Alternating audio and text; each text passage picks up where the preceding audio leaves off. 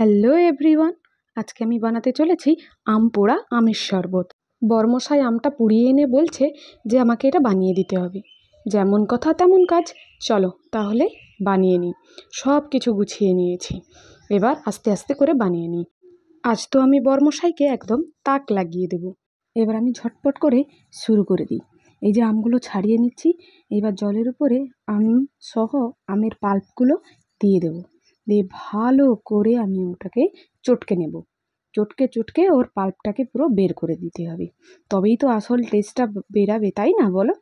দিয়ে ছাঁকনিতে ছেঁকে নিলে ওই যে উপরের যত ওই কালো কালো নোংরাগুলো সব ছাঁকনির মধ্যে থেকে যাবে। এবার আমি পরপর মশলাগুলো দিয়ে দেবো।